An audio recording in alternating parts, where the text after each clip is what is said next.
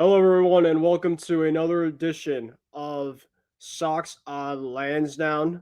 I am your host Ben Cruz. Hope you guys are having a great evening, and it might be seeing a different setup for tonight as I have officially got my new mic for this podcast, which I am very excited about. So I'm gonna hopefully this mic will be good and ready for you guys.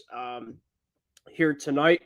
But obviously, we have not done a Red Sox podcast show in a long period of time, and I want to kind of get back into that stuff as we obviously have the season and spring training at the end of this week. So I felt like there was no better other time to get started, kind of back into gear than this week because we have a lot of stuff that we have to talk about on the program for tonight. And so I'm really looking forward to it. And, before we get into all of the topics, really quickly, if you guys really like what you guys are watching for tonight's program, make sure down here in the ticker bar below, make sure to follow us on the MI6 and the IM6 Sports Network. You can also follow me at Ben Cruz 144 on my Twitter down below. And yeah, you can obviously also follow me on Facebook, Instagram, YouTube, and TikTok. Essentially, we have more stuff that's over there. Um, and yeah, we're very excited in terms of bringing you all the latest in Red Sox land. So, for tonight's program, we're going to get into a bunch of stuff for tonight. We're going to talk about the Red Sox news, and the notes from down in the Fort Myers, as obviously they're now, in terms of most of the team, all reported this past Monday. We obviously have to talk about the latest signings. I know the last time we were on here, we talked about specifically Garrett Crochet, Walker Bueller. I still was clamoring in terms of seeing hopefully if the Red Sox can have a better offseason, and they definitely did, and then some. So I'm going to talk about a couple of guys that they have brought in since we have talked last. And of course, Rafael Devers, Tristan Casas, a bunch of stuff that's happened this week in terms of them in the media and stuff specifically that has involved this new teammate that the Red Sox have brought in. And the Red Sox officially play baseball this week. They're going to be playing their first spring training game, which is going to be starting on Friday. So we'll be talking a little bit of the schedule for this week and kind of what's to come, at least earlier on in spring training. And Vlad Jr. and the Toronto Blue Jays in terms of their contract extension talks. We're going to get into that specifically. We're going to get you guys all the latest in terms of that. But obviously, really quickly, if you guys you want to put any comments or questions specific to anything regarding the Red Sox, I would love to obviously take a look at them specifically throughout the stream. And I would obviously like to take a look, at the end of the stream as well too. If you guys really enjoy that stuff as well. All right, so let's get started, and we're going to talk about the news specifically in terms of down over in the fort. So obviously, as of right now, the Red Sox are about a week in terms of their preparation for the first spring training game, which will be coming this Friday, where they're going to be taking on Northeastern, which is their typical college inter squad type of game that they typically have every single year. And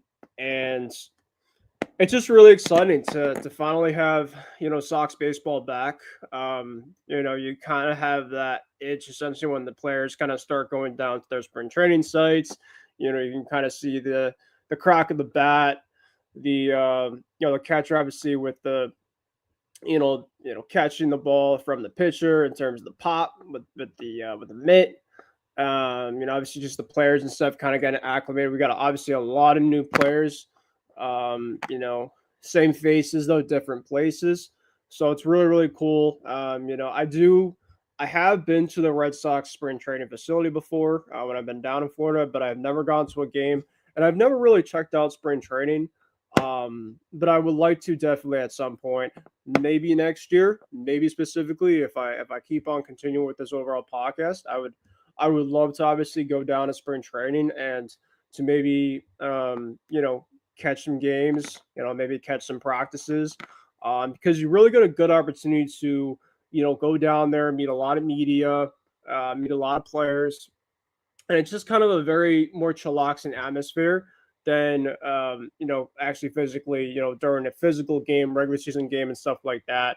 Players just have a lot more time on their hands as well too. So yeah, I just think that spring training, it's obviously the games don't matter, of course, but it's a good way obviously to get baseball back, and to obviously there's a ton when it comes to the the roster constructions and everything else specifically. So there's a lot to still look forward to in terms of your teams. Of course, the Red Sox have arguably the number one farm system in baseball, so you're going to get the chance to see a lot of the prospects specifically for the Red Sox starting the spring training as well.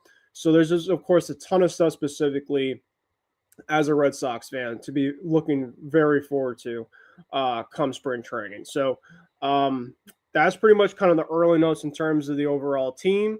But I obviously really want to get into specifically where the Red Sox have kind of been since the last time we have talked.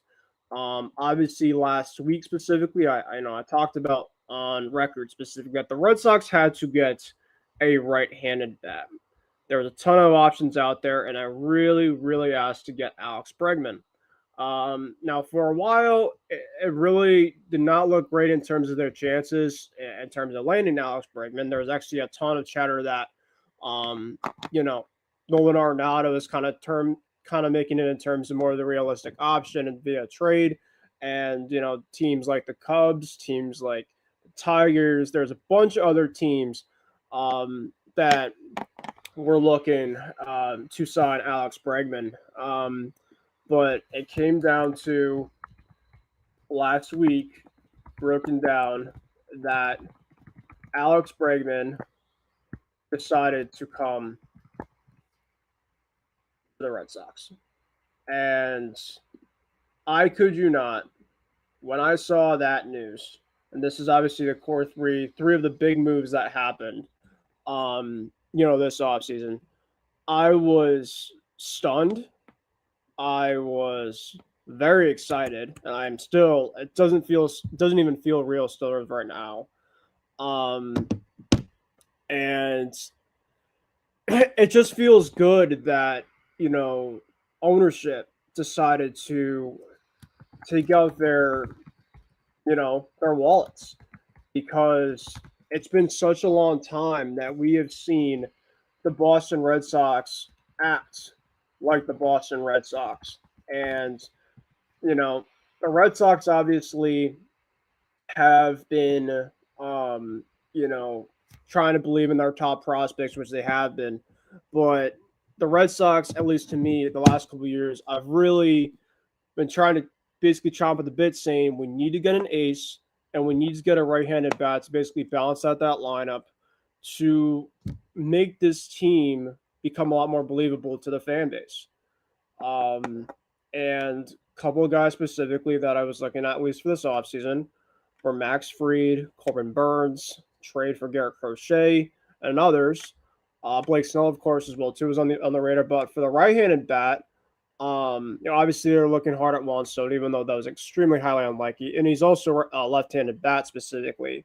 And they already have that really with Rafi. But, I still thought that Alex Bregman really wanted to go the highest suitor, because that's kind of what the recent reports were before he decided to go to the Red Sox. And, you know, he did have his press conference with the team this past Sunday, and he pretty much said that a couple of the main factors why he chose the Boston Red Sox were A, because he really thinks that this Red Sox team is ready to win now, right? The Red Sox specifically, like I said, have one of the best farm systems in the league, so that's obviously an attractive thing. He obviously has a very good relationship with Alex Cora, which of course was his former manager with the Houston Astros in 2017. That's another thing. And it just feels like a fit, right? He plays extremely well in that ballpark. He has one of the best OPSs out of any type of player.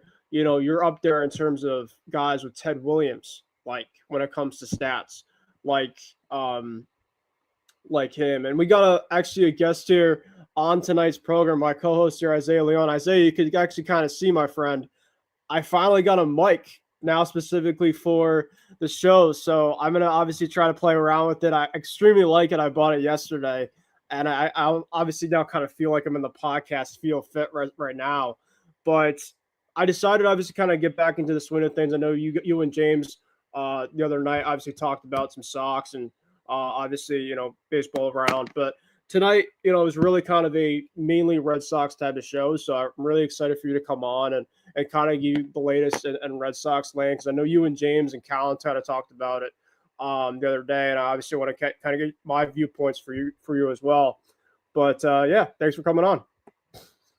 Wow, I didn't know this was a Red Sox program. I'm totally underdressed. I mean, it's a Red Sox program. I'm wearing a Rangers shirt. It's So, all good. We welcome all different fans on. right? I mean, Yeah. isn't it? I just found out, I think it was today, that the Rangers are actually playing the Red Sox to open the season. I That's think correct. yeah. Yep. So, I guess that is a little bit of, I guess that's a little bit of Red Sox twist to the show.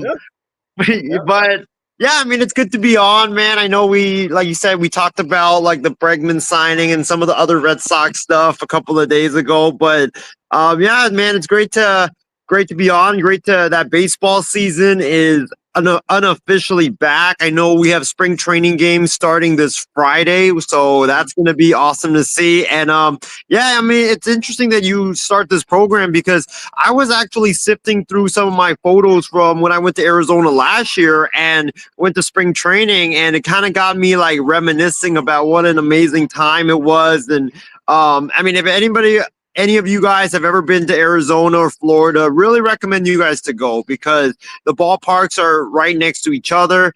And some of the ballparks, especially in Arizona, I don't know about Florida because I've never been to the ballparks in Florida, but the ballparks in Arizona, especially the ones that I went last year, the Goodyear ballpark, which the Reds and the Guardians, they co-own, absolutely spectacular. You had palm trees like all over it. Like, it was just one of the nicest ballparks that I've ever been to. And I got to, like, with spring training, the tickets are cheap. It's cheap, way cheaper than a lot of the regular games.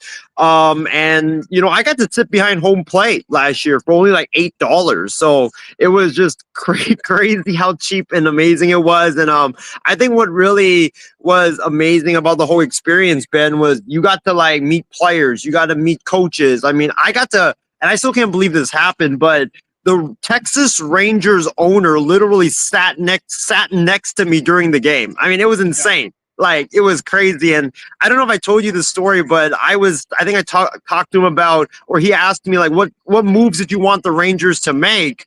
And I said I wanted the Rangers to get a pitcher. Well, I think less than like 5 hours later, they signed Michael Lorenzen. So I feel like I kind of had a little bit of, a little bit in making that move happen. But yeah, it's good to be on tonight. Yeah, it's great to be on. For those that are on Twitter live, welcome, and for those specifically that are on here, welcome. Yeah, just I know spring training obviously is right around the corner. You mentioned it specifically. I know you talked about last year going, and I've been to obviously the Red Sox spring training site, but I only went to kind of visit when I was down there. And yeah, I just really want to get the chance to hopefully get to a game at some point. I think my dad's been kind of when he was down in business at one point a couple of years ago. But you kind of just get a better feeling of like just being around players. They're a lot more laid back, and I just think it's just a different vibe. So yeah, it's just really exciting. You get the chance to obviously see the new prospects for all the new teams. So it's really exciting stuff. But obviously, really quick in terms of the Bregman stuff, I just I know you obviously I told you about it. You were just like, thankfully the Phillies didn't get him. Obviously I can understand that, but I just felt like he was made for Boston. I really do. During the press conference that he had, and I'm obviously going to show you guys really quick. These are the core three guys that now their Boston Red Sox have. This is truly real life. You have Garrett Crochet, who's now going to be our new ace. You got Walker Buell on the bottom left in terms of another type of arm that's going to come in. And then you got the big fish on the bottom right, Alex Bregman. So it's going to be absolutely incredible to see. But Bregman, I mean, his stats obviously are great in terms of the just everything about the monster. He's just a pull side hitter. Obviously, I'll talk to you in terms of the dilemma right now with Devers and him. Even though I don't think it's a crazy thing as of right now, I think it's been way too overblown. Um, but yeah, just everything worked out. And in terms of his contract right now, 120 million. So you're gonna get 3 years for 120 million, but a lot of it was deferred money. So I think that was a really good move for Craig Breslow. He basically wanted to wait out. This was a masterclass by Craig, and I give him a lot of credit because I knew Alex Bregman was going to be very Pete Alonso-ish, right? Where he was going to hopefully get that long-term deal at some point, from a team like a massive contract, and he did from the Detroit Tigers. But he decided to take about half of that contract to come to Boston because I think there was just a much better attraction factor. He also talked about how his wife is going to be at Harvard now, doing a lot of like stuff medical wise too. So that's obviously a massive thing. So everything I think for Alex Bregman, the Red Sox, was just a great fit. And he also talked really highly about the farm system. So I obviously just want to ask you this. I'm very happy, man, specifically because it kind of just tells me that the Red Sox are kind of ready to start spending again as well too. And it really makes this team specifically a playoff team, at least in my book. It definitely a force to be reckoned with come this season. Yeah, I think it makes them a playoff team. I don't know if it makes them a World Series team though, because I know a lot of fans in Boston and the national media are talking about them being contenders for the World Series. I think it's a good move just because number one, it's going to be really shocking to see him not being in an Astros uniform. I know that we've grown accustomed to seeing Bregman with the Astros for so long, and now he's going to be in a different uniform, so it's going to kind of be weird in that sense. In terms of the baseball fit, I do agree with you. I think it's a great fit because I think that like you said, he's a great pool hitter.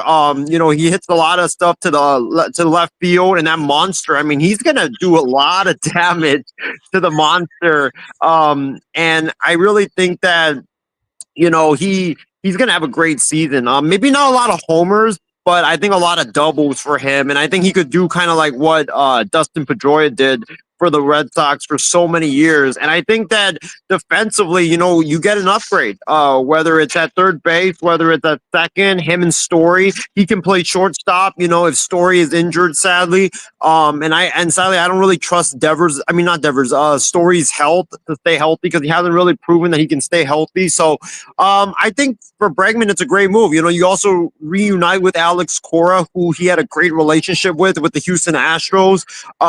And I think also for the lineup, for the Red Sox lineup, you add a right-handed bat to a lefty-laden lineup. I think it balances it out. And a guy who's a veteran hitter, a guy that doesn't really chase the ball outside of the zone.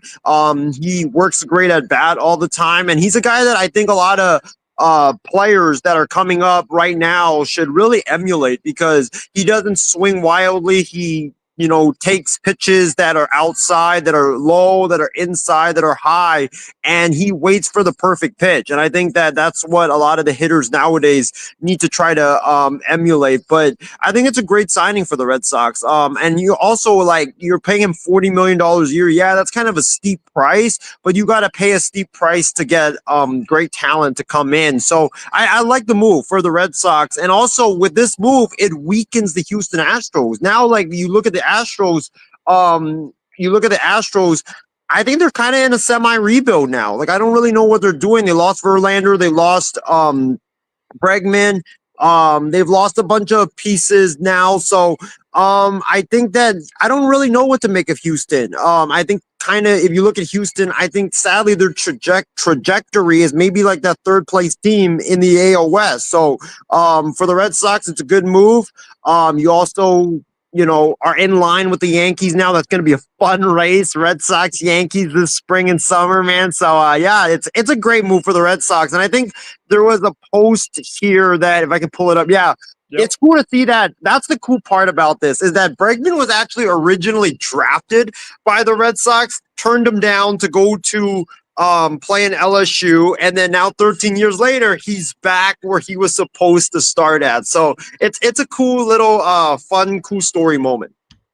Yeah, no, it's just amazing in terms of everything that kind of worked out. I'm just glad that he decided to come here. It's been a long time where a player has wanted to come to the back to the Boston Red Sox. So, obviously between his wife going to be over at Harvard, obviously with him, he just feels like kind of the leader that the Red Sox have kind of needed for the last couple of years. A guy specifically that can come in and really just kind of be that voice, which he's done obviously a really good job. And he's only been here for a couple of days, so just I think it's going to be great. And another thing too about this too, Isaiah, is with a voice like Bregman and the overall type of player that he is, right?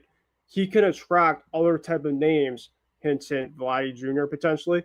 But yeah, just I think it's just going to be great, and I'm really excited. And obviously, kind of while we have you now here, we could talk about specifically the Bregman and Devers stuff. Of course, in terms of where players play and stuff, right? Of course, Rafael Devers. For those that don't know about it, the media asked him specifically this week in terms of would you be open to moving to another position specifically to have Alex Bregman be third base because that's obviously his primary position. He's won multiple Gold Gloves over there, and Rafi pretty much said no.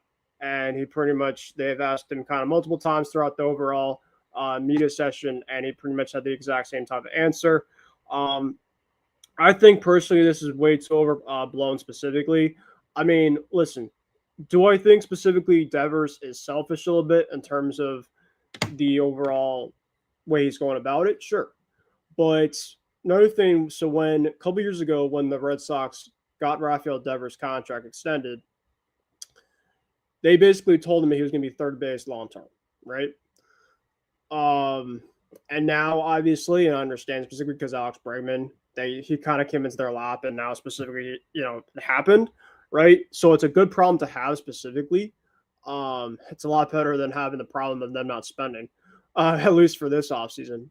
But I think in terms of what's best for the team, I think Devers should be DH, right? What I think specifically is going to happen is I think that Devers is going to be at third base and Alex Bregman is going to be playing second base.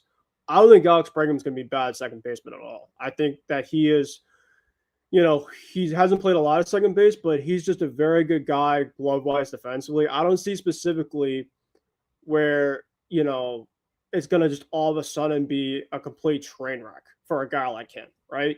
So I think that's why you obviously have spring training too, right? So if Devers is at third base and you got Bregman at second base, right? Obviously you might be able to have an off day too from Devers, right?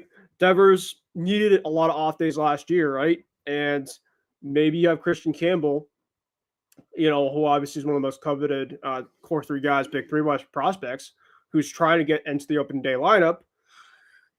He could obviously be playing left field, which I think is going to be his spot, or he's going to go to second base. So it's just a lot of moving around pieces left and right. But I think at the end of the day, Raf is going to be playing third base. Alex is going to be playing second base. And I think everything specifically will go from there. And I do obviously want to mention about Tristan Casas' comments from today, because obviously he kind of brought a little bit more fuel to the fire. But I want to ask you specifically, what do you think specifically do you think is the best thing? Because at least for me, right, Bregman at third and Devers obviously at DH, I think is be most of the majority of what people should have, right? But I think what the team wants specifically is Rafi at third and Bregman at second. Yeah, I think for me, I think that the best option is having Bregman at third, because I think when you look at Devers, if I'm correct, I think Devers leads the league in errors the past couple of seasons at third base. So I think that when you look at Bregman, his strong suit is that he's been one of the best defensive third basemen in the league for like number of years. So if you're the Red Sox, right, and you want to compete for a World Series, you want to win a lot of ball games, I think the best option is to have Bregman at third. That way you could cut down on the errors. And also for Rafael Devers, if you be the DH, you will be able to maximize your skill set, which is a great hitter. And also, I think it will be beneficial to him so that he can prolong his career. You know, you look at David Ortiz. Why was Big Poppy able to play until he was in his like 40s? Was because he was just the DH. He was just there to hit, and he didn't have to, you know, have the wear and tear of playing on the field. So, you know, I think for the Red Sox, I think the best move would be Bregman at third. Then you can have Devers either, you know, be a first baseman or be the DH. And I think, and then you could put Campbell at second, which could give the rookie a lot of great playing time, which would help his development. So that's how I would do about it. I don't really have an issue with the Devers Bregman situation that's going on right now. I think that the only thing I really don't like about it is the fact that Devers took it like, and Devers and Bregman, they took it publicly. I don't like that. If you're gonna do it, have it play out inside the clubhouse. But I think Alex Cora, look, he's a very good communicator. He's a very good. He's a guy that, you know, in these situations, he always knows how to mend the fences between both sides. So I think that for both Bregman and Devers, I think they're going to be fine. I just think for the Red Sox, if you want to be a championship ball club, you got to play Bregman at third because, you know, the defense has to be better, I think, at third base. Yeah, 100%, right? You know, I think what's best for the team is for Bregman to play third and for Rafi to DH. But like I mentioned, when they got Rafi to become their long-term guy, their franchise star specifically, the last thing that you need, especially after what I felt it's been one of the better offseasons for the Red Sox in a long period of time, is to piss off your franchise guy. Yes, did he obviously take it the wrong way? Yes. But he does also have a gripe in which he has already won a World Series with you. No offense to Alex Bregman, because I think Bregman is obviously going to be a great fit for us for sure. But, you know, now you pretty much want to have this quarter and front office kind of guys are basically saying, well, now we're going to have Bregman, who just came in, and obviously nothing to take away from him, to kind of come in and kind of take away Rafi from third base, in which Rafi was kind of stating publicly a couple years ago that I need guys to come in and help me improve this team. And the front office never did that for him. So I can obviously understand it for a couple sides. I can understand specifically from Rafi's side in terms of I'm not backing down from my position now. If you didn't help me specifically improve this team from a couple years ago, and now from the front office that you're going to improve this team now for him this year, and you obviously want to move off from his primary position to another position to help somebody that just came in. Like, I could understand specifically his frustration, but I can obviously understand too that Alex Bregman is a Gold Glove winner. He is an absolute force at third base. That it's just a better feeling for both sides. But now we're going to Tristan Casas, right? Tristan Casas is obviously their starting first baseman. He's obviously another cornerstone to the team. And they asked Tristan Casas today, right? You know, Tristan Casas has been in a lot of trade, conversations, at least throughout the offseason. But, he's obviously stated publicly a lot that he wants to be extended long-term for the team, and deservedly so. He's one of the better players for the team. But the media kind of asked some similar questions like Rafi in terms of where do you think specifically Bregman should be playing and where Rafi should be playing. And he also made something very interesting at the end in which he said that he doesn't want any of the core three guys in the farm system to be starting opening day. And I think that turned a massive lot of heads specifically, on social media and then some. But he said to have Bregman play second and to have Rafi play third. That's essentially kind of what Casas said, and Casas is obviously one of their main guys. Now, do I agree in terms of what Casas said? I'm fine in terms of what he said there. What I don't agree with specifically is to have all your core three guys in the farm system not start an opening day, because they've built a foundation, obviously ready to go with these guys. And I think that one of those guys specifically, like Christian Campbell, who Alex Cora absolutely, I think, loves right now, he should get a chance to get on the opening day roster, right? And so I agree. I think Casas is in the right in terms of potentially how he feels about the Casas and Bregman situation. But the last couple of days, Isaiah, after what's been a great thrilling offseason for the Red Sox, you just have a couple star players kind of stating publicly. But now this is what happens when you bring a star player to the event.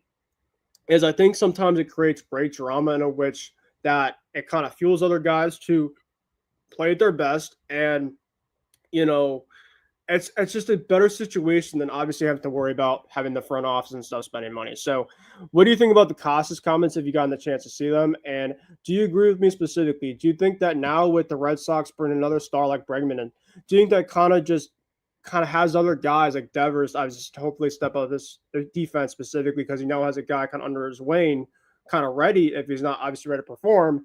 And then of course with Costas, right, in terms of like he sees now Bregman, he sees Devers and a bunch of these guys kind of ready under the wings in terms of like, I don't want to lose my job either, and I don't want to be moved. So he's just kind of looking around and be like, that's kind of how I feel.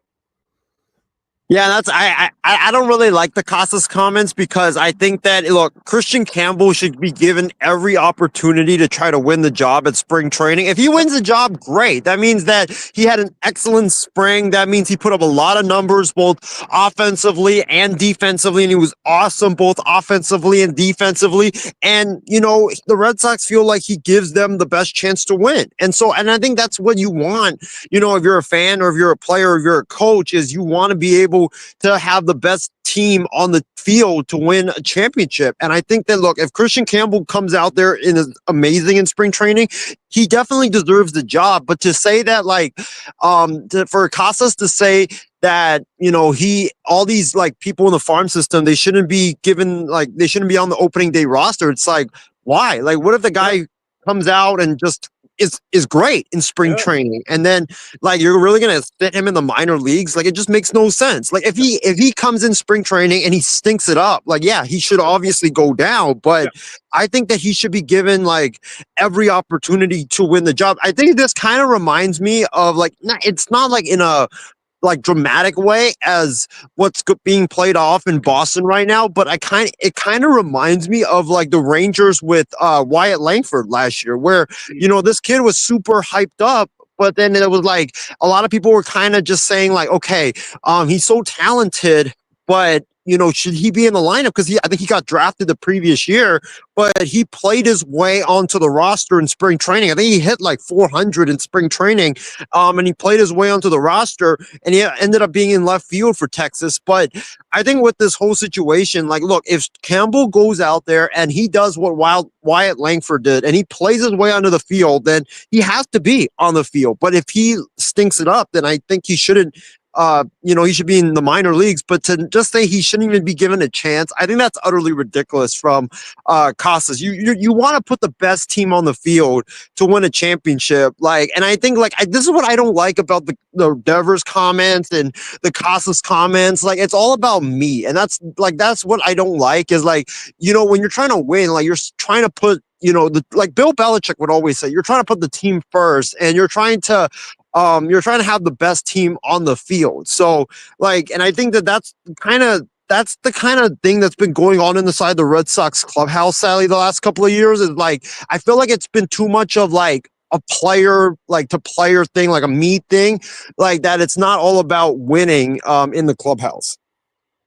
Well, I think that the last thing you said, I have to respectfully disagree because I think now, like Bregman coming in specifically, pretty much all the players around him pretty much are saying that we just all want to win, right? I obviously know that the Devers comments, the Casas comments seem very selfish-like, but I think that at the end of the day, Cora went out last night for dinner with Bregman and Devers. Everything seemed fine, right?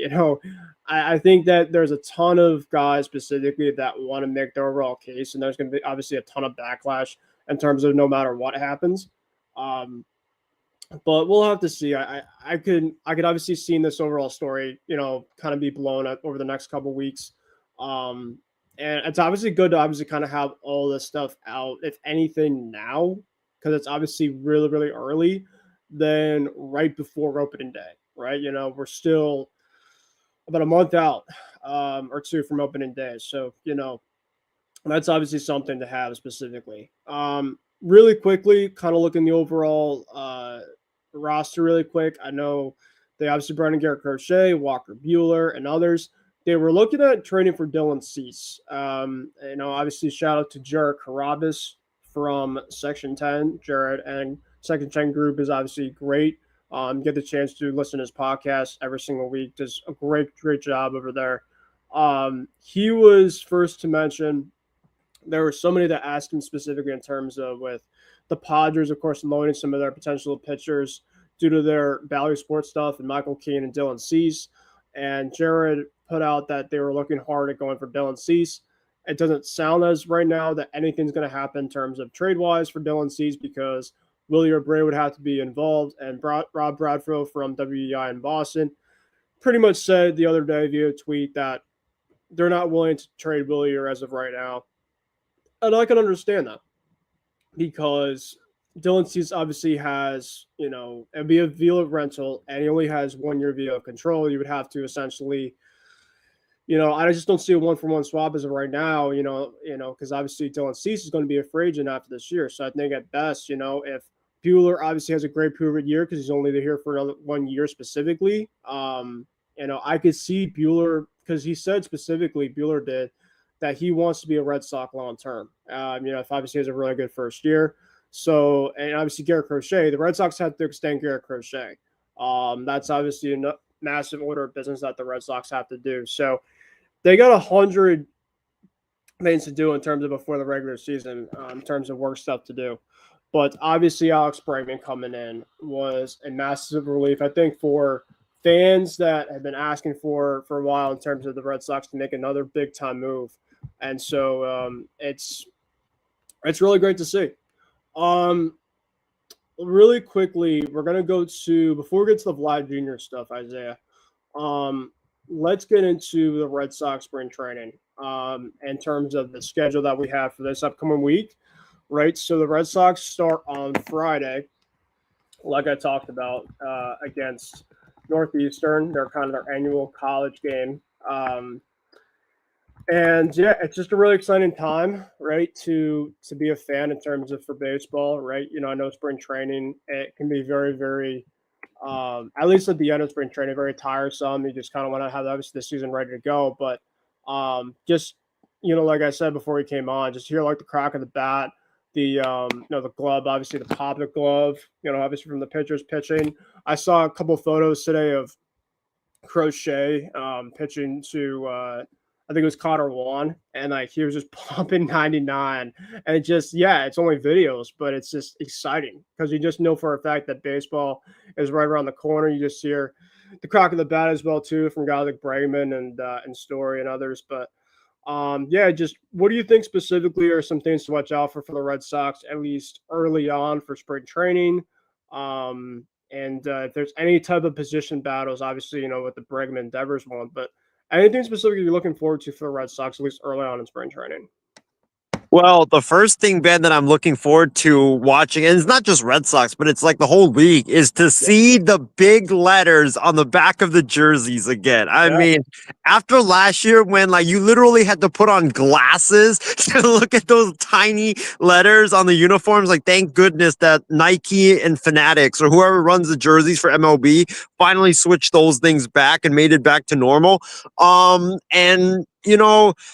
as far as like spring training for the Red Sox, like I'm interested to see how Crochet does in spring training, especially early. I know he kind of tired out late in the season, so now he's got a full off season to rest up, see how he does, especially with a new team, especially with a new catcher, especially with a new environment.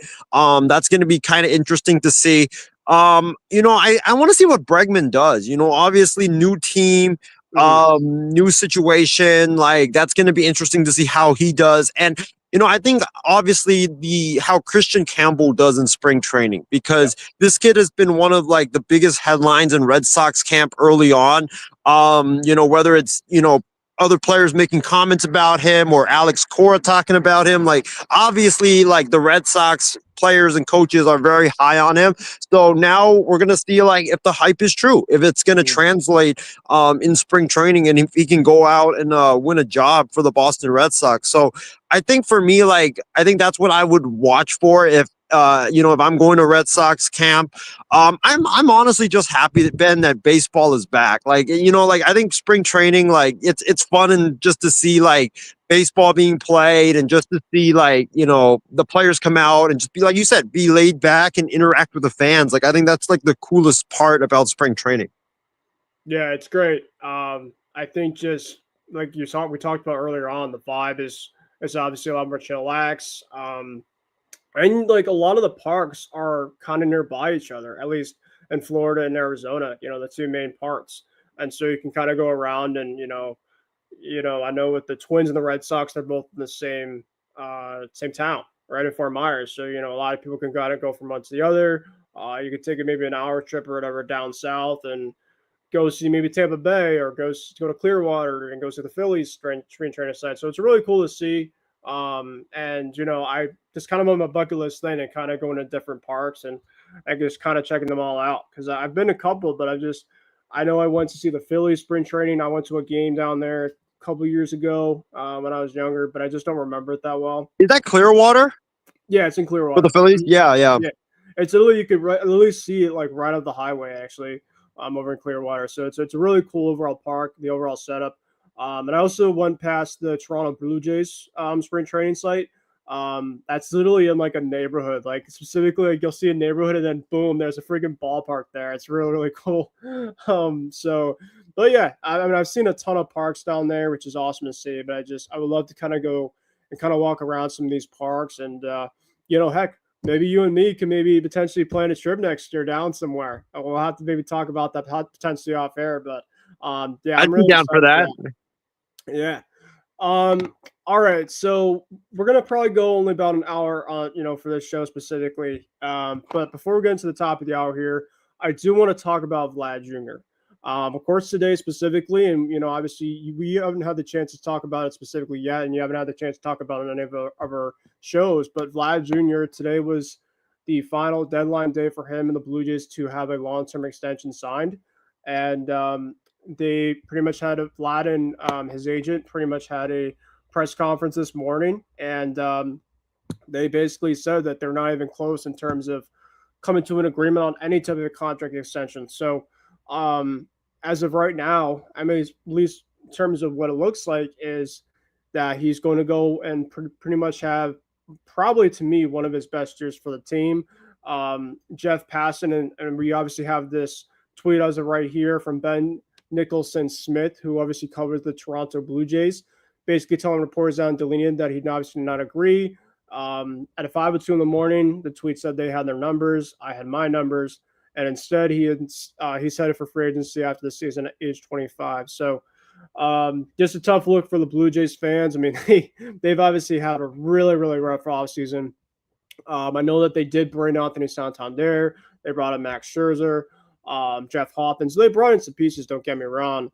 But any other big-time pieces, and obviously Vlad Jr. being kind of their first overall priority, the fact that they had a couple months to kind of get this stuff done, and they're not even close to number-wise specifically, before this first deadline date, I guess you can mention, is very, very concerning. So I want to ask you specifically, and the reason why I asked you in terms of ties to the Red Sox is that I think that for the Red Sox, and this is not even me being biased specifically when it comes to Vlad Jr. and the Red Sox, but there is, I think, between them and the Mets, John Heyman and Jim Ballard and a bunch of people, at least reporter-wise, after they basically announced this news, were pretty much some of the teams to watch out for Vlad Jr. So I want to ask you specifically first, how do you feel about specifically this news? Do you think specifically it will cause a massive effect for the Blue Jays throughout the season? And if there's some early favorite type of teams that you're looking out for Vlad Jr. as we stand right now, who do you think those would be? Yeah, I think this is going to be the biggest season in franchise history for the Toronto Blue Jays, because when you look at the Toronto Blue Jays, there's a lot of pressure already. And if you look at this season right now, I think I was reading somewhere today, not only is Vladimir Guerrero Jr. going to be a free agent at the end of the season, but Bo Bichette is also going to be a free agent. I believe Chris Bassett is also going to be a free agent. And not just that, their top two decision makers in their front office, Mark Shapiro, their president of baseball operations, and general manager Ross Atkins, they're both entering their final years of their deal. So if, let's say, the Blue Jays get off to a bad start, or let's say they don't make the playoffs this season, we can see wholesale changes in Toronto. Like we can see a complete teardown in the front office. The manager could be gone. I know me and you, Ben, we both wanted, or we both thought that John Schneider should have been fired last season after the Blue Jays horrendous season that they had. Like you could literally have the front office, the manager, the players, like you could have this whole team just been torn down. So I think that for the Blue Jays, like they're under immense pressure to at least get to the postseason. I think for at least Atkins and Shapiro's sake, for them to even keep their jobs, but they have to at least get to the postseason to maybe even have a chance to keep Vladimir Guerrero Jr. But I'm not really surprised because I felt like Vladdy, I felt like he just wasn't gonna agree to anything before hitting free agency. Like I feel like the Juan Soto deal, in which Soto got like $700 something million, like I felt like that really changed the course of everything. And now you look at Vladdy, like he's entering a contract year, he's gonna be motivated to have a monster season, and if he does, like he's only in his mid-20s, he can sign a deal that Juan Soto sign. So I'm not surprised. And the Blue Jays, they typically don't pay a premium for players. So I'm not surprised that he didn't sign anything. And I think that, Toronto, if there's one team to watch this entire season, it's going to be the Blue Jays, because whether they win or whether they lose, there's going to be either they're going to re-sign a bunch of guys, or they're going to have a complete teardown of the organization. So that's a team I'm definitely keeping an eye on. As far as like what teams that I could see for him, definitely Boston. I think like Boston, they kind of remind me like the Dodgers when they were going after Shohei, where it was like, it wasn't that just that they made that rash decision to go after him. It was years in the making. I feel like the Red Sox going after Vladdy, I feel like that's been like years in the making. Yeah, the Yankees, I think I could see that. Mets, maybe. I'm trying to think of other teams. So there's a couple that I have as like sleeper picks. So Yeah. I think as of right now, like if you ask me as of right now, I'm going with the Red Sox as number one. I just think specifically, there was also a tweet and a picture that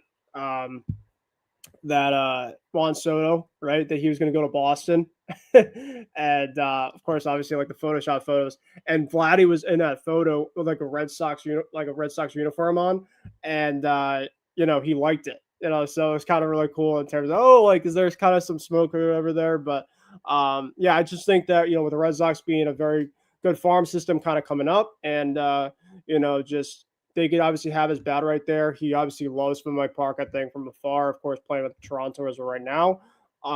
There's just obviously a lot going for them in terms of the Red Sox. I think with the Mets, the biggest thing for the Mets right now is Pete Alonso, because Pete Alonso obviously has an opt out obviously after this year. So if he wants to, he can opt out, and maybe the Mets specifically can kind of work some numbers.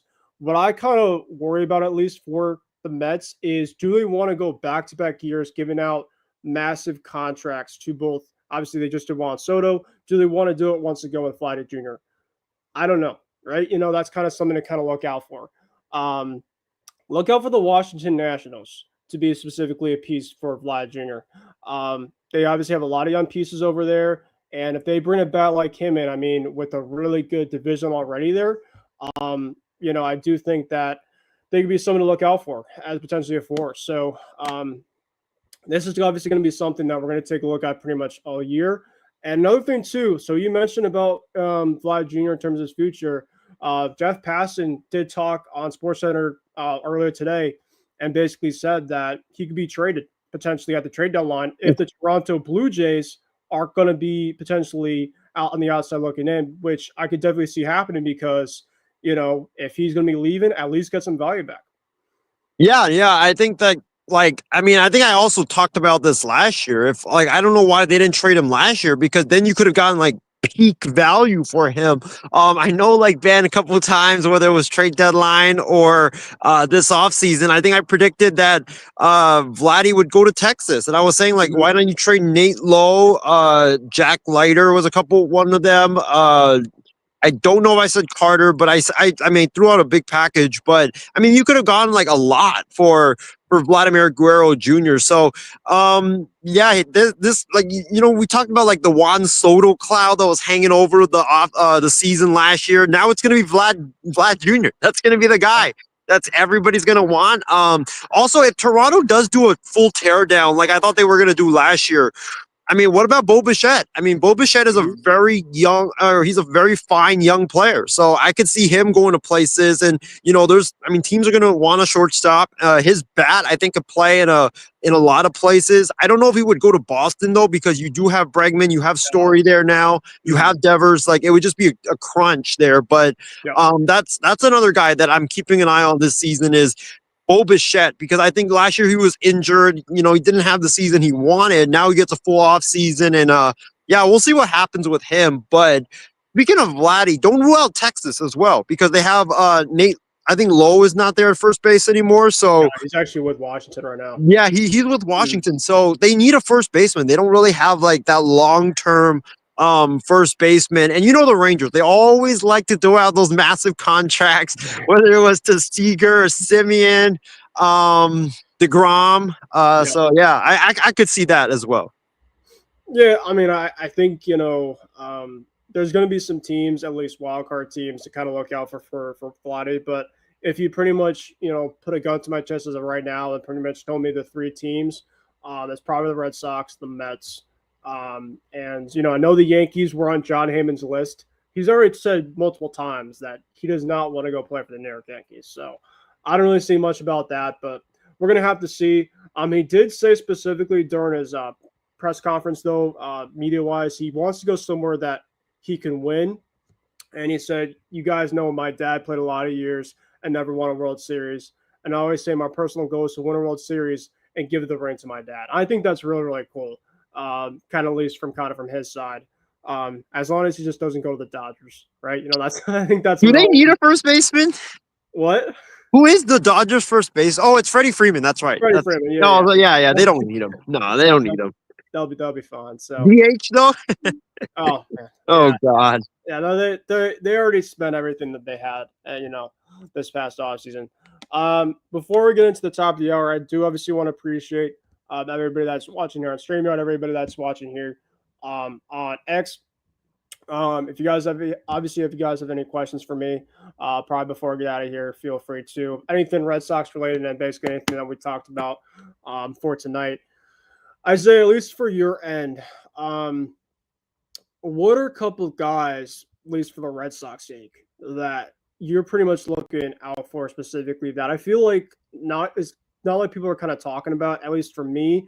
I'm really looking forward to what happens to Masataka Yoshida, because Masataka Yoshida is kind of somebody right now that is kind of on the outside looking in, but he's pretty much taking it as a champ. Obviously the media that he had today, he is still pretty much saying that he's on the team. And, I don't know specifically for his long term, but the Red Sox paid Masataka Yoshida a couple of years ago to be their potential long-term, at least as a DH, and it doesn't seem like it's going to be happening anymore, kind of given in terms of their roster flexibility and just kind of specifically what the young core really is. So I'm really curious to see in terms of how Moss really kind of deals with it.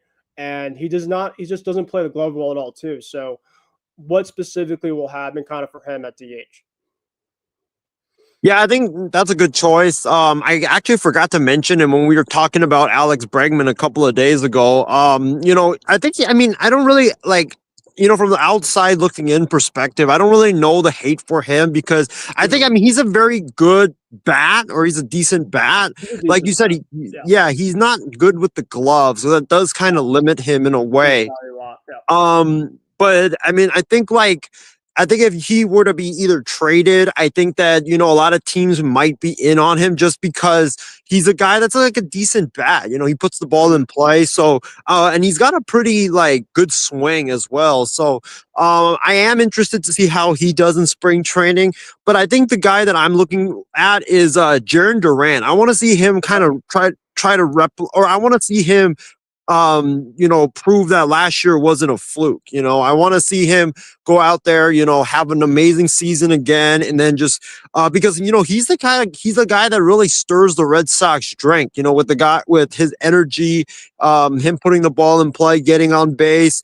His defense as well. So I think he's one of the more exciting players in the game, and I do want to see him have a great season. And I think the thing that we're not really looking at is the closer battle. Like who's the closer for the Red Sox right now? Because I know Jansen just went to the Angels, and I know I was talking to my guy James Gonzalez about that. I was like, we were both bewildered by that he would go to, of all places, Anaheim for no reason. But I'm interested to see the closer. Who's going to be the closer for the Red Sox? Who steps it up this spring and wins that job for Boston? Yeah, so right now, I mean, if you ask me right now, the closing position is still open. I think the presumption is probably going to be Liam Hendricks, but I do think that there's going to be a closer battle, whether it's going to be Liam Hendricks, whether it's going to be Aroldis Chapman, or whether it's going to be Justin Slayton or Garrett Whitlock. I mean, Garrett Whitlock, as of right now, from what it sounds like, from what he's been saying in the media, is he's just throwing a lot better than he ever has been. I mean, he's not been made specifically like he has the last couple of years, is to be a starter, and that's kind of reason why he had a lot of injuries. Is because that he just wasn't lengthened out to be a starter. So I think he's going to come in and do a really good job back in the bullpen. I mean, Zach Kelly is another option, but I think Zach Kelly is more of a seventh inning guy. I think it's going to be coming to Liam Hendricks. I think that he's going to deserve it, or Justin Slayton, at least in my book. I think with the Aroldis Chapman, I just think that he is way too command. It just really worries me, at least about him, because he could strike out three guys right in a row, or he could walk the ballpark left and right. And the Red Sox have already done the closer by committee a couple of years ago, and it just doesn't work for us. No, it doesn't work. We No. have a closer that is set, like we did have with Kenley, and we had Chris Martin obviously as potentially as a backup if needed, if Kenley needed some time off. Is you need to have a set closer. So the Red Sox do. I agree with you. The Red Sox, you need to have a set closer cut before come opening day, and I think that will be coming to Hendricks. Yeah, I mean, Hendricks is another guy I want to see in spring training. I know he was with the A's and then he was with the White Sox. He was extremely dominant, that got hurt, had Tommy John surgery. I don't think, did he pitch last season? I think he came back, like he didn't pitch at all last season. So he was obviously, with his story, right? That he was battling a ton. And right. He just was hurt. He just never he never got the chance to pitch. He had 6 rehab appearances last year, coming back from Tommy John. He only threw 10 innings in 2023 after returning back from non-Hodgkin's lymphoma. So he never got the chance to come back and to pitch in the majors ever since a couple of years ago. So that does kind of worry me a little bit that he has not pitched live games, like action regular season wise, in 2-3 years. But if you're talking to me specifically about maybe with stuff right now, I think he has the best overall stuff that will play specifically for the closer role. Is he still I don't know, has he pitched so far? Like, has there been any video of him in spring training? Like, is he pumping 100 like he was back in the day, or is he pumping 92, 93? Because that worries me with his stuff. Yeah, well, I think it's just really hard to kind of say in terms of spring training, how fast or how slow they're pitching, because there's a lot of pitchers right now that aren't pitching at 100%, right? They're not going full on balls to the walls. So I can't really answer that fully. What I will say is I think that his stuff will probably be playing around 94, 96, if I had to probably guess, with probably 97 if he wants to go full on with his four seam. I think the biggest thing about Liam that I think will do a lot better than Aroldis is the command. I think that command specifically, I mean, Slayton I think is a lot better with the command as well too. So we're going to have to take a look specifically come opening day and the next couple of weeks here in spring training, is to see specifically who the Red Sox go out and obviously give the reps to specifically the closer role, whether it's, Zach Kelly, whether it's Aroldis, whether it's Liam Hendricks, because that was one thing with the Red Sox, even though they were bad the last couple of years, is they had a plan in place when it came to closing games in the back end, and that was with Chris Martin in the 8th, typically, and Kenley Jansen in the 9th. So the Red Sox, that is one thing that I do, and obviously we can talk about specifically as of right now, before we end it a little bit, is can the Red Sox still add some pieces? There's still some guys out there, and at least to me, I think another guy to watch out for the Red Sox is your old friend David Robertson. I think he's still out there. David Robertson is still at his age is still a pretty productive overall pitcher. And I just think specifically that you can never have too many arms. And I think that he would bring stability at least into that back end. He has pitched with many different organizations, obviously the Yankees, with Texas, so and obviously the Phillies. He's just been with a bunch of different teams. And I feel like everywhere that he goes, he's pretty consistent. So I think a guy like David Robertson, if you brought him in and you maybe can kind of add that closing competition with guys like Liam Hendricks and Aroldis Chapman, I think that it just kind of adds more in terms of just the flexibility that you have and potentially who could be the starting closer come opening day. Yeah, I think David Robertson would be a great fit for Boston. He got that experience in the AL East. Yep. He, has the experience pitching in big time games. And plus he's still, I mean, the guy, like I saw him last year, guy's like 38 years old. He was Yep. pumping 98 last year. I was like, what, like, how are you 38 years old pumping 97, 98? So yeah, he's got really good stuff. And I think that he would be, if you're the Red Sox, I think that's a move you definitely got to think about making, just because of how your bullpen's uncertain right now. Chapman, like you mentioned, he's a guy that's like super inconsistent. It's like he could be great. And then he also can be really, really bad. And you never know what's coming. Hendricks is coming off that Tommy John. He hasn't pitched in so long. And then the rest of the guys are just kind of like unproven, unknown. So if you want to add some experience at the back end of the bullpen and you kind of want to get it like locked down, then I think that David Robertson, if you're the Red Sox, I think he would be a great fit. And he has the familiarity with Craig Breslow too, having been with the Cubs when Breslow was the assistant GM with the Cubs. So I can see the Red Sox definitely making that move. Yeah, it just would. I think would cap off. Because I could ask you specifically what you feel like a grade would be. As of right now, in terms of how the Red Sox are coming into the first week, really of full spring training.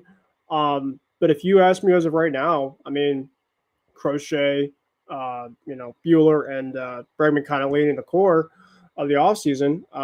If you extend Crochet and you add another arm, it's definitely to me an A plus, right? Because you pretty much address in terms you got an ace, you got a right-handed power bat, and potentially you extended probably your ace specifically with all the core pieces that you have coming in with the young core that you have. If you find a way specifically to offload Moss's contract to potentially hopefully lead possibly next year for Vladdy, because you can open up the books and just a lot of specific things will kind of work out into place. I think it would even be better. I'm gonna be a little bit greedy here, but yeah, in terms of a grade as of right now, I would probably give it a solid A minus A. And if you add a guy like David Robertson to the back end to kind of compete for the closing spot, you can make a case that the Red Sox had an A plus offseason. Yeah, I agree. I've been very impressed with the Red Sox offseason. I think that, last year and the year before, I felt bad for you guys, Ben, just because, you guys are a big franchise and you guys weren't spending any money. It was like, what's going on in Boston? But this year, it looks like that Craig Breslow, his influence has really exerted over the organization. You're finally spending money. You got Crochet. You got Bregman into the mix there. I just feel like the Red Sox now, it's all about like the bullpen, right? Can you guys get that experienced arm in the bullpen? And we'll see what happens with that. But you got to extend Crochet because you gave up a lot to get him. So you can't just have him for 1 year. Like you got to extend him. You got to have him for longer. And I think with Bregman, having him there, he will be a great leader in the clubhouse. He will be a great bat to your lineup. The Red Sox are back to doing what the old Red Sox did, which was going and making big moves and getting like the splash signings or making the splash trades. And that's how it's supposed to be in Boston. So I really want to applaud Craig Breslow. What a great offseason he's had. And I'll probably give him an A for this offseason.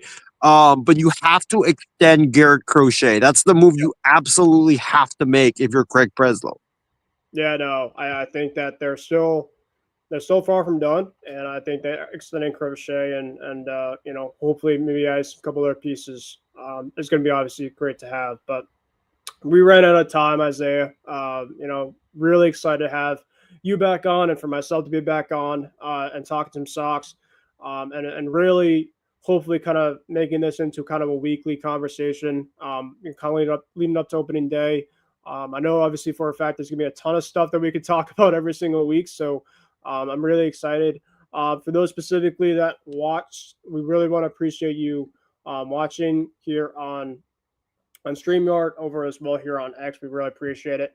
Yeah, I mean, Isaiah, do you have any final thoughts, at least for me? I know for a fact for other shows, hopefully we'll get the chance to, figure something out. I know Kicking with Cruz, hopefully later on during the week, and we kind of talk some other sports. But do you have anything else on your end you want to talk about? Yeah, I mean, I think for me, my final thoughts is like number one, just glad that baseball is back. It's crazy that after a long winter, after a long fall, that baseball is finally here. The weather in the Bay Area today was like in the 70s, so it definitely Lucky. felt. Yeah, it felt, I know it's like probably either. Is it snowing where you're at right now? Well, I mean, it's still in like the low 20s. Oh, okay.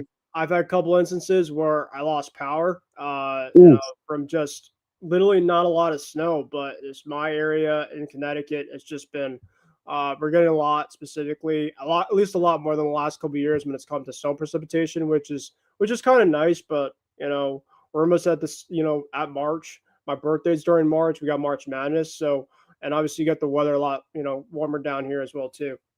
So I'm really excited for the winter to be done, because as much as I love snow and obviously I don't love the cold weather, but I could take it here and there. Yeah, it's still kind of cold here, but I could trade you at least for right now. 70 degrees would sound pretty good as of right now over in the Bay, but yeah, no, I think everything else specifically coming up. I mean, when you get baseball season, that typically kind of leads into some warm weather as well too. So I'm excited. Yeah, no, definitely, and I'm like I said earlier, the hopeful to go to Arizona, this maybe in a couple of weeks to attend spring training, Mhm. and see what's up. Maybe do like a report from Arizona. I know last year I hit up the Giants games. I know I hit up the Rangers games. Yep, I even hit up a Phoenix Suns game, which that's was like, right. yeah, it was like I ten remember bucks. I was like, oh, let's go. But that. yeah, like Yeah. that just shows you how bad the Suns are right now. But Mhm. yeah, I mean, I'm just so happy that baseball is back. I know spring training games start this week, so Yep. excited for that. It's going to be fun. I'm also really excited that Evan Carter's back. I know he was dealing with a back injury, and the thing with the back injuries is like it could derail someone's career, and it Mhm. looked like it last year that it might derail his career. He was on and off with a back injury, couldn't even move for a good chunk of time. So good to see him healthy. Good to see him swinging a bat. And yeah, as far as other shows are concerned, I know we did Sports Weekly on Sunday. We probably won't Yeah. do one until maybe next week, just because right now there's not a lot of sports. I know Yep. yesterday and today I was just like, what am I gonna do? Like, there's no basketball on. There's no hockey Well, on. Like, well, no, there is oh, hockey. there. That's right. That's right. Canada and USA. That is a pretty big deal. I mean, for That's right. a couple guys, it's obviously some of their biggest games that they're gonna be playing. So yeah, I think that's gonna be something that everybody's gonna be watching for. So if you get the chance to on Thursday night, get to a TV and obviously support the country that you support. And so yeah, no, I think it should be really exciting. It's been something specific. I think that the NHL really did a good job, and obviously don't want to They did. cross too much, but I think they did a really good job because I know the All Star game kind of that was a new thing for the All Star game, and obviously with the NBA just finished up their All Star game, you can kind of see the difference in terms of the overall Yeah, yeah. between the two. So, but yeah, no, thank you guys for watching tonight's podcast here on the on my Six Sports Network. Isaiah, we want to thank you. We want to thank the X group for joining as well too, and of course the people here on StreamYard. Um, like I said, hopefully we'll get this kind of every single week. I'm trying to specifically try to get like a set date as well too, where we can kind of have these overall shows. But I'll kind of have to determine. I'm trying to at least kind of just get myself specifically in every single week, kind of more before I get my set date in. But yeah, we pretty much got into everything Red Sox related, at least tonight. We got into the Alex Bregman stuff. We got into the Rafael Devers and Tristan Costas, situation going on as well. And of course, kind of looking what else to look forward to. I think by the time we talk Sox on this overall show come next week, we'll at least have some games to recap. And kind of some guys that we kind of already saw playing wise and stuff like that. So I should be really excited. But thank you guys for watching, and we hope you guys have a great rest of your evening.